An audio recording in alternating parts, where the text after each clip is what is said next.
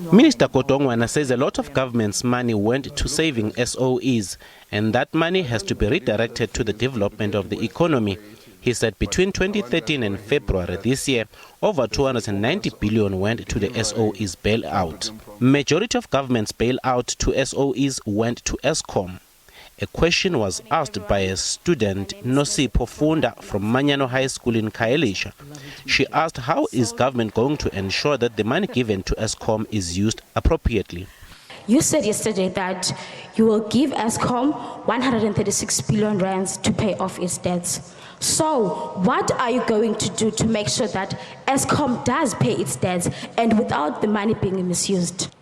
It's a conversation, and maybe because I'm on a public platform, it's a discussion we're having with the people responsible for running Eskom. That it's important that the money that we get to Eskom, we must realize value from it. In 1998, we said we needed a split. That was a white paper of 70-30% split between public and private on a supply of the electricity.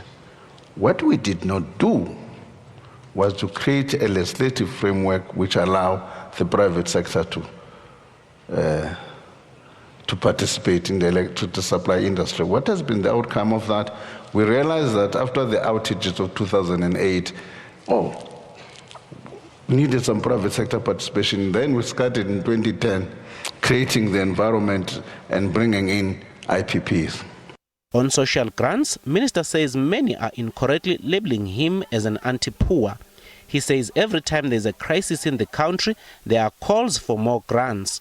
Godongwana says there has to be a way for inclusive growth so that people can participate in the economy meaningfully. We take income support as a transition towards an inclusive growth, not make it a permanent feature of our society. That's the first point I want to make. The second point I want to make, we tend to pile up whenever there's a problem. We think of a grant. We've got, for instance, take extended public works. We've got public employment program. We've got community development workers. We've got a whole range of these grants. Every time a problem comes, we think of a new one. I think one of the things we need to be thinking about, if really we're going to provide income support, is it not appropriate to consolidate all of this and say what is the best or optimal way of supporting or providing income support to the vulnerable? Yesterday, Godongwana delivered his maiden budget speech, which many hailed as a well-balanced speech.